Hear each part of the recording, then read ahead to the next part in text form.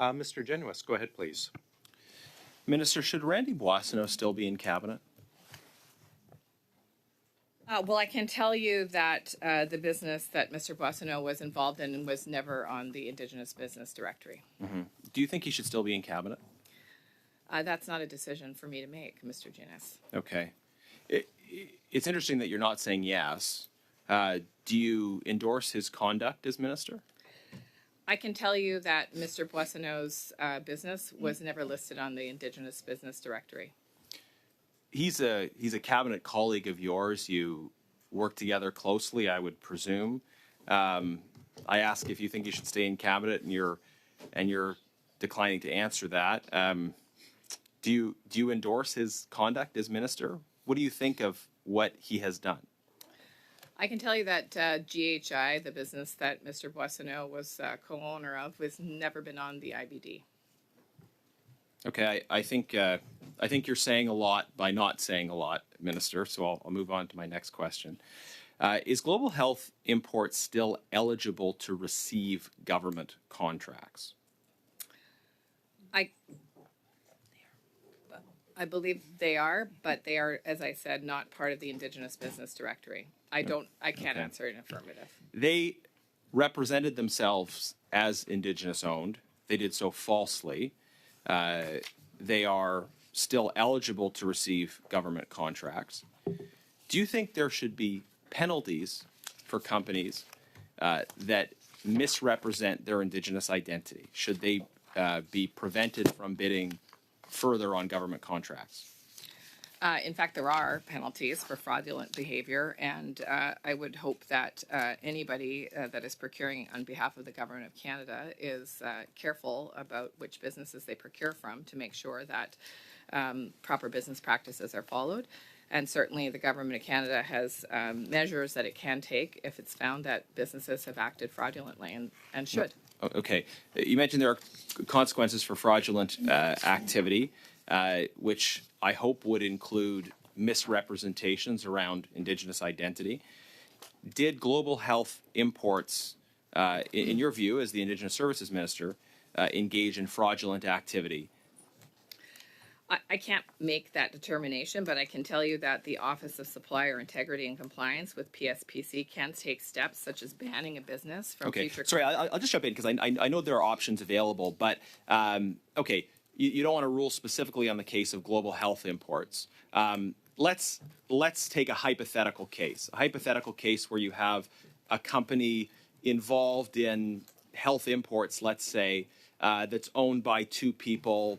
Hypothetically, one of them happens to be a minister of the Crown, and they are bidding on government contracts and in the process claim to be an Indigenous-owned company. That claim turns out to be completely false. If that hypothetical company, in the process of pursuing government contracts, falsely claimed to be Indigenous-owned, would that be considered fraudulent activity?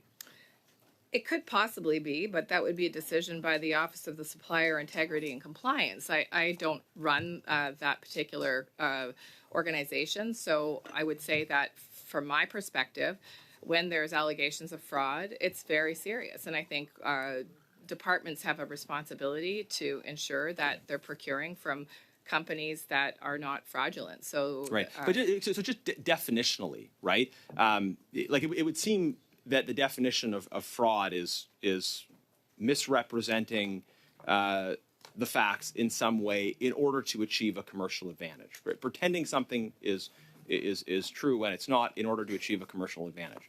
So you have a company that pretended to be Indigenous owned when it wasn't Indigenous owned. The purpose of that pretense was clearly to increase its chances of getting government contracts that it wouldn't have otherwise gotten. Is that fraud? What I would say is I think we're saying the same thing, that the process of ensuring that people claiming indigeneity should be with integrity, because what we want is we want Indigenous economic success. So I think we agree.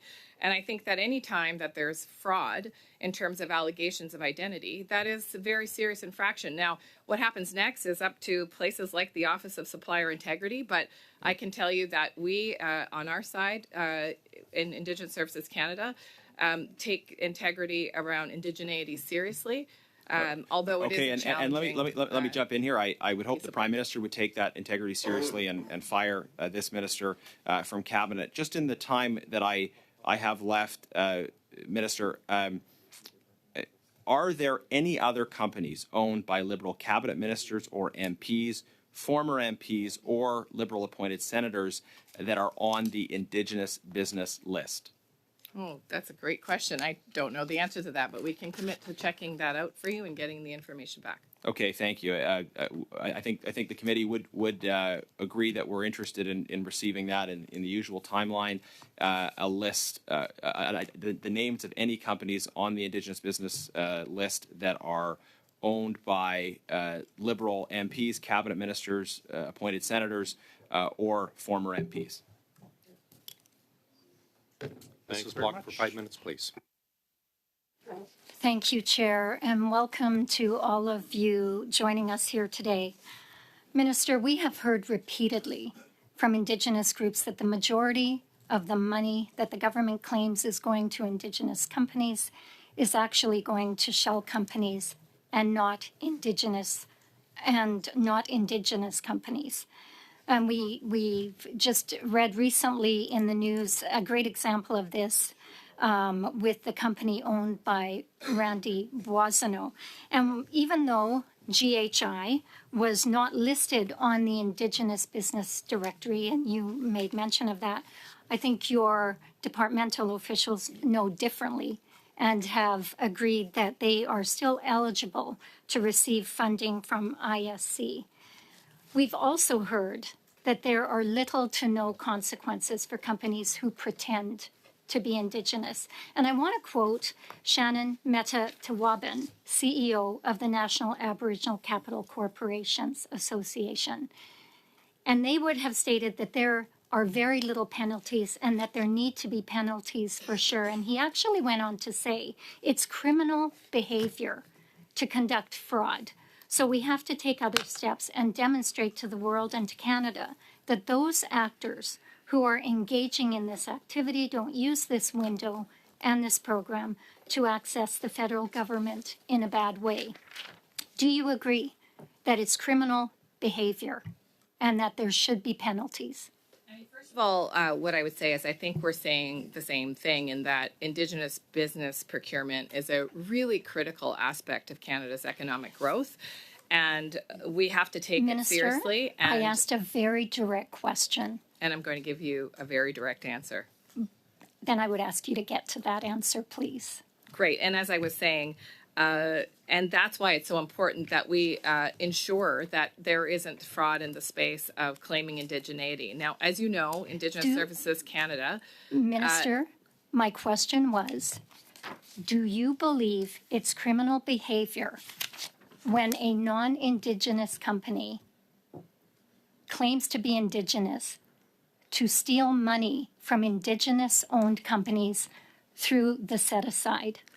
What I would say is that fraud is fraud, and we do have an office that can look into claims of fraudulent behavior and apply a variety of penalties. And so I can't specifically give a general sweeping statement because, of course, different companies have different circumstances. But I would expect that anyone who's contracting through the federal government ensure that the laws of the land are upheld, including ensuring that fraud is not rewarded. Thank you. Thank you.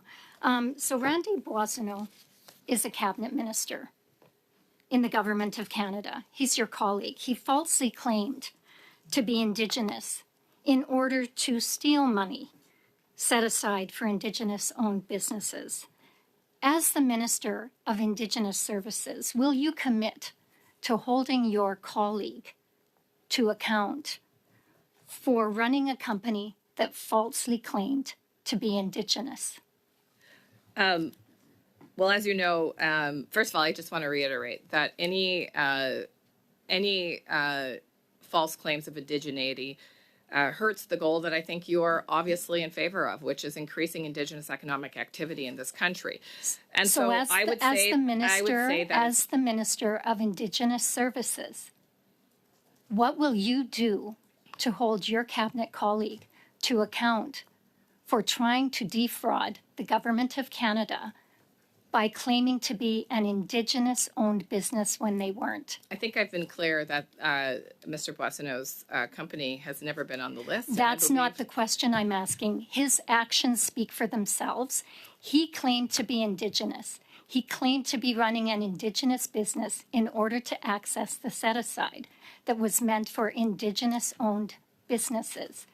Will you join other members of Parliament in calling for his resignation? This file falls directly under your authority. And if you can go back to the Indigenous communities in your riding and tell them that he should not be held to account, that what he does was just fine, I think they will have something to say about that. You are the Minister of Indigenous Services. You have ministerial accountability. And when you know for fact that one of your colleagues has defrauded or attempted to defraud the Government of Canada by claiming to be an Indigenous-owned business for the sole purpose of accessing something that they shouldn't have access to, I think you have a duty to call that member to account, especially when it falls under your jurisdiction as a minister. Well, I'm really excited that we're talking about my riding, but I have to obviously interrupt. my That is time is our up, so time, I won't get to but we share are with you